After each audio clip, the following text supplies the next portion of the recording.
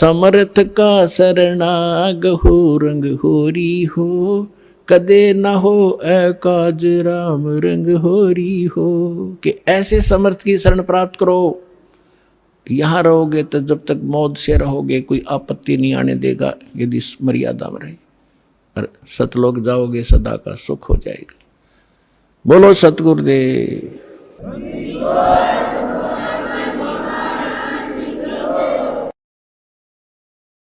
परम पिता परमात्मा पूर्ण ब्रह्म सारी सृष्टि के रचनहार कबीर देव कबीर साहिब जी की असीम रजा से आप सभी पुण्यात्माएं सत्संग सुनने के लिए इस सतलोक आश्रम बरवाला जिला हिसार में पहुंचे।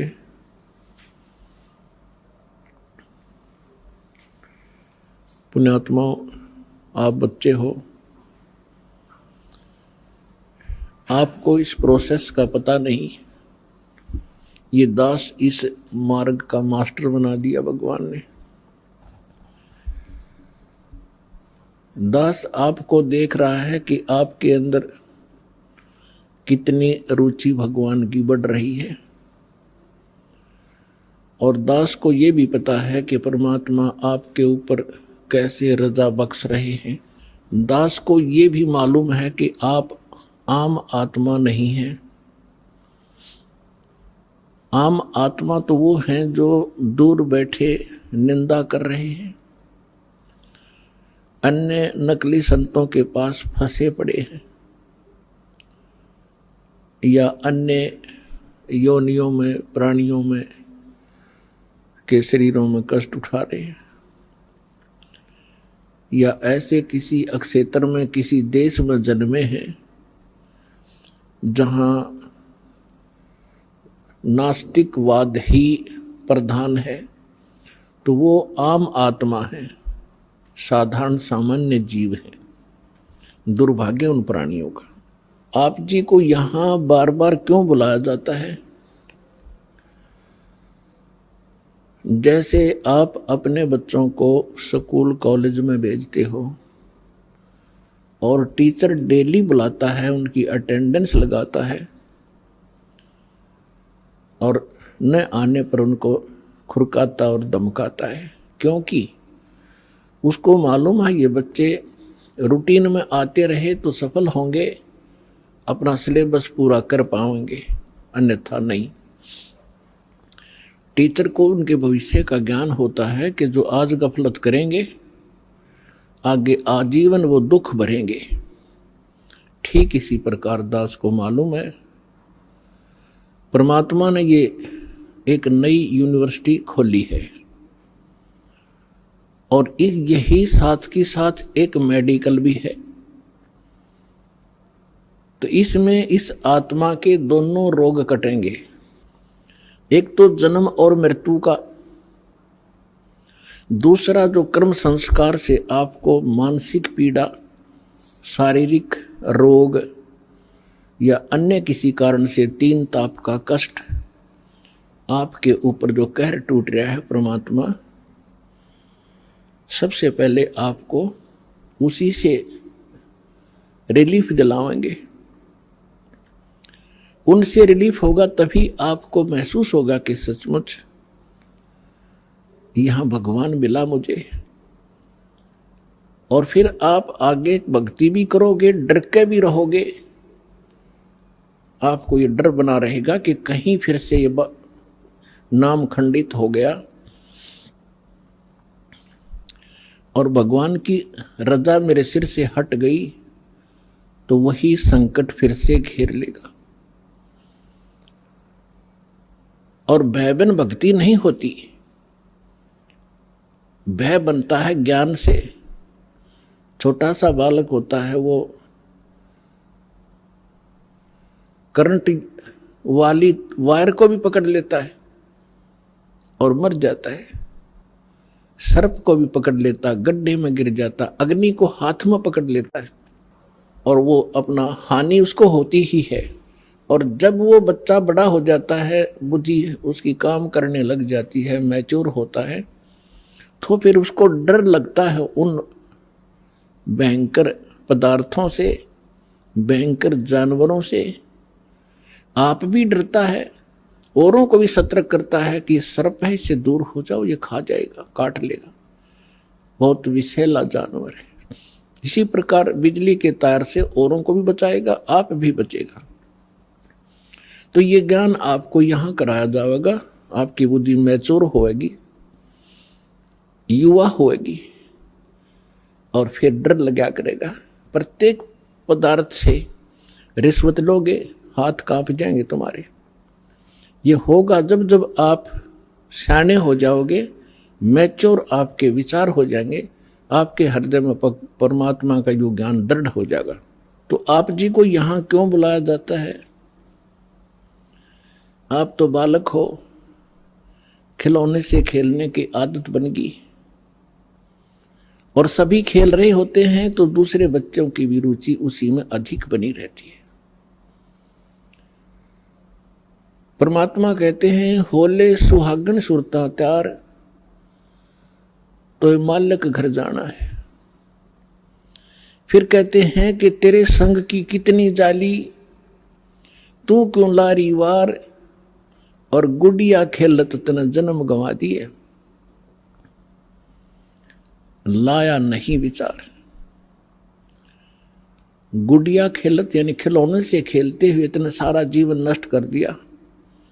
ये भी सोच के तूने अपने घर ससुराल भी जाना है, और तेरे साथ की और भी बहुत जा चुकी हैं, तूने भी जाना ही होगा, इसलिए वहां जाने से पहले अपनी तैयारी कर।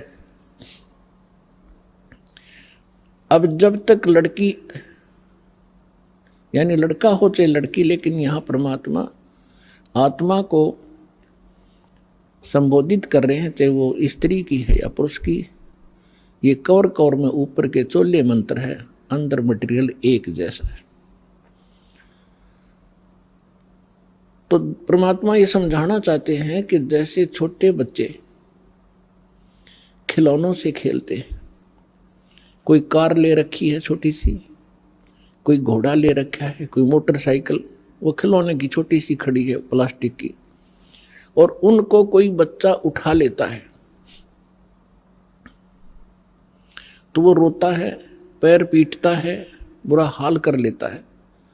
जब उससे पूछा जाता है कि क्यों रो रहे हो, कि मेरी मोटरसाइकिल उठा ली।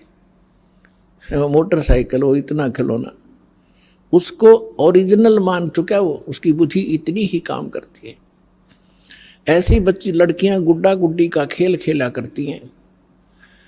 एक कपड़े का गुड्डा बना लेते थे दुल्हा, एक उसकी दुल्हन,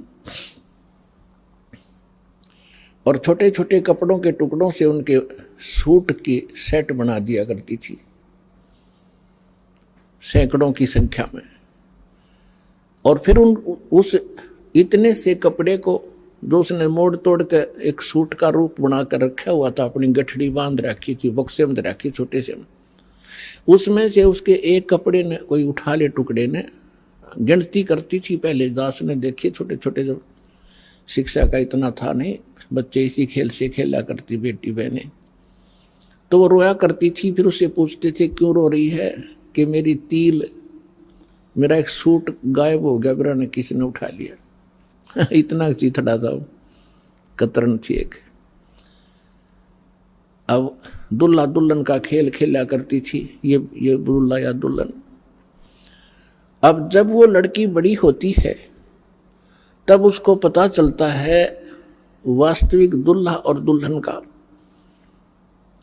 जब वो बड़ी हो जाती है फिर वो खेल नहीं खेल सकती जो पहले खेला करती, छोटे छोटे गुड्डा और गुड्डी के खेल को, कभी उसकी रुचि ही नहीं बन सकती। तो इसी प्रकार आप जी जो आज तक खेल खेल रहे थे, संतानों उत्पत्ति, संपत्ति को संग्रह करना, बच्चों का विवाह करना, पढ़ाना, शिक्षा ग्रहण कराना, फिर इनका विवाह कर देना, फिर इनके संतान की कामना करना, संतान हो जावे, फिर हम वृद्ध हो गए, मृत्यु के निकट आ गए, हम बेशक मर जावा, नो प्रॉब्लम। हमने ये सोच रखा था कि सुना सुनाया जैसे हम सुनते थे कि हमारा मनुष्य जीवन का काम पूरा होया। मनुष्य जीवन का तो शुरू भी ना करे आपने, ये तो एक जनसाधारण का काम करे जो, और जो आपको मिलना था। कई हमने देखे पहले जब ज्ञान नहीं था, बुढ़े बुजुर्ग बैठ कर बतलाया करते थे और कहा करते थे भाई, जैसे कोई बाहर का आ जाता था अतिथि, उससे कुशल मंगल पूछा करते थे, फिर संतान पूछा करते थे। वो बताता था कि 2 लड़के 2 लड़की, परमात्मा की दया से 2 लड़के हुए 2 लड़की हुई, उनका विवाह कर दिया, उनका भी देवता देवती होगी, पोते पोती होगी। मेरा काम पूरा होया, भगवान बेशक ठाले। बस इतना सा हमारा ये बुद्धि सीमित होगी थी, एक यो हमने लास्ट एंड फाइनल काम मान रखा था। तो अब परमात्मा के ज्ञान से पता चला कि जो करना चाहिए था मनुष्य जीवन से वो तो शुरू भी ना करे आपने।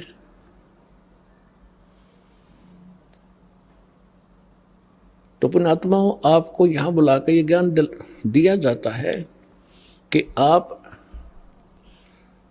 उस मनुष्य जीवन के मूल कर्तव्य को भूल चुके हो और किसी में पिछले पुण्य कर्मों के संस्कारवश प्रेरणा है तो आप साधना गलत कर रहे हो, वो भी व्यर्थ है।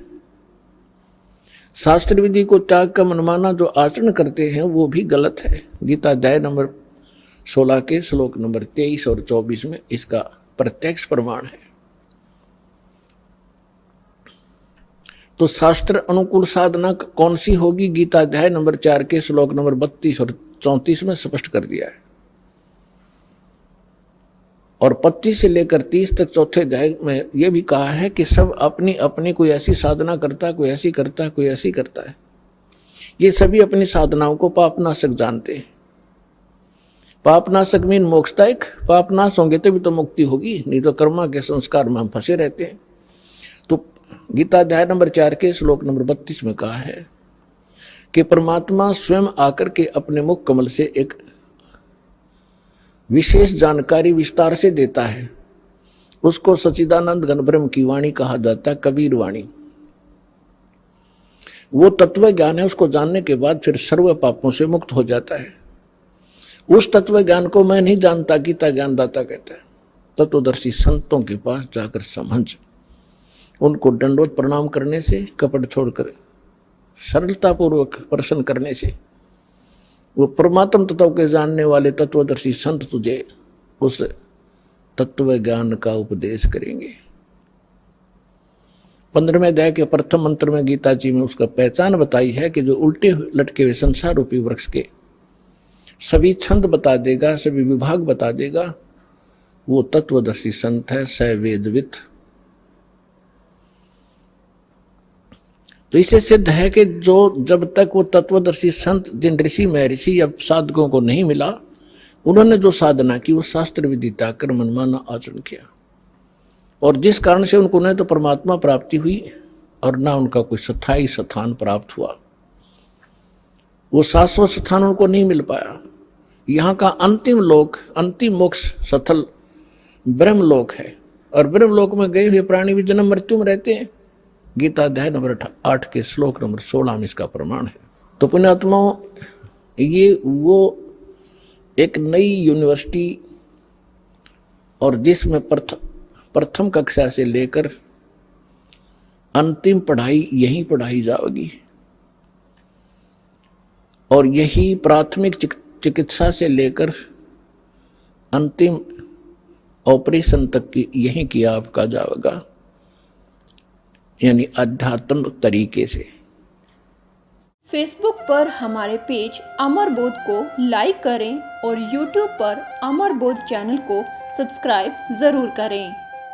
संत रामपाल जी महाराज से निःशुल्क नाम दीक्षा लेने के लिए हमारे इन नंबरों पर संपर्क करें।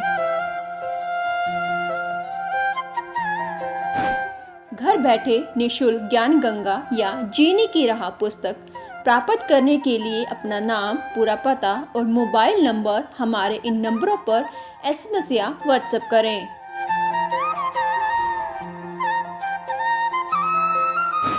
अधिक जानकारी के लिए हमारी वेबसाइट supremegod.org पर विजिट करें।